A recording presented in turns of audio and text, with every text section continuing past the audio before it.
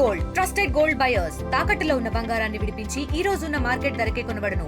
మరిన్ని వివరాలకు సంప్రదించండి 77107720.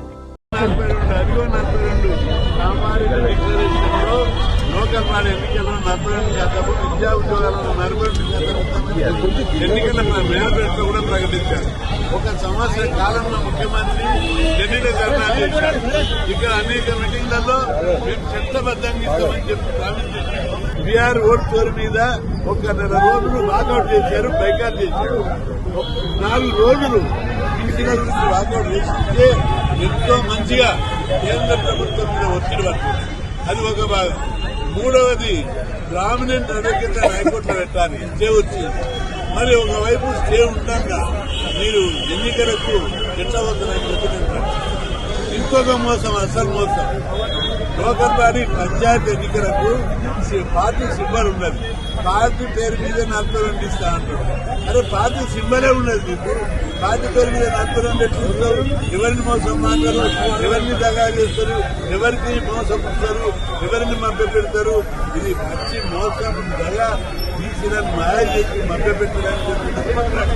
అదేవిధంగా విద్యా ఉద్యోగాల రిజర్వేషన్ల మీద రాజ్యాంగాన్ని సవరించడానికి కానీ, పార్లమెంట్ లో ఇండియా కూటమి నుంచి ప్రైవేట్ బిల్లు పెట్టడం కానీ ఏమీ చేయకుండా ఇన్ని రోజులు బీఆర్ ఎన్నికల దాకా లాక్కుంటూ వచ్చి ఇప్పుడు ఎన్నికలు కాని తడివి పాత పద్ధతిలో 22 శాతం అని చెప్పి బీసీల ముఖాన నీళ్లు తగ్గారు.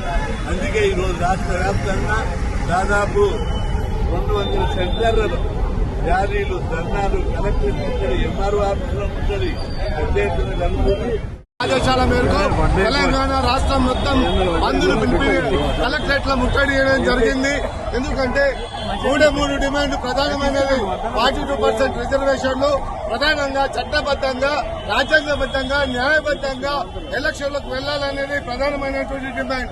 ఇక రెండో డిమాండ్, ఇలా అగ్రకులాలు మన రెడ్డి జాక్ అని చెప్పి ఒక 2 వ్యక్తులు వేసినటువంటి పిటిషన్ కు ఇలా రాష్ట్ర ప్రభుత్వం దాన్ని ఎదుర్కోలేకపోతుందంటే మరి ఇది రాష్ట్ర ప్రభుత్వం వైఫల్యమా, మరి మన ముఖ్యమంత్రి రేవంత్ రెడ్డి గారి అసమర్థతన ఒకసారి ఆలోచన చేయాలి. ఎందుకంటే బీసీలు 56% ఉన్నటువంటి బీసీ బిడ్డలు ఇలా రేవంత్ రెడ్డి వైపు ఎదురు చూస్తున్నారు.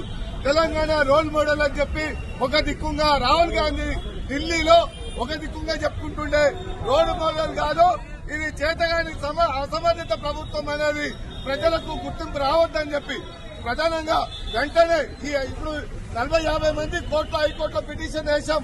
అవన్నీ కూడా వాదనలు వినాలి.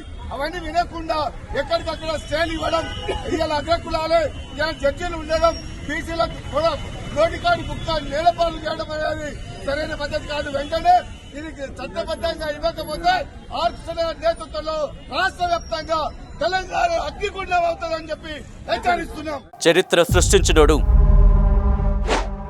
ఇప్పుడు ఆ చరిత్రని తిరగరాయబోతున్నాడు. అబద్ధాల గోడల్ని బద్దలు కొట్టి నిజాలను రాగా మీ ముందుంచబోతున్నాడు. నిజమైన వార్తల కోసం వెంటనే డౌన్లోడ్ చేసుకోండి రా యాప్ని.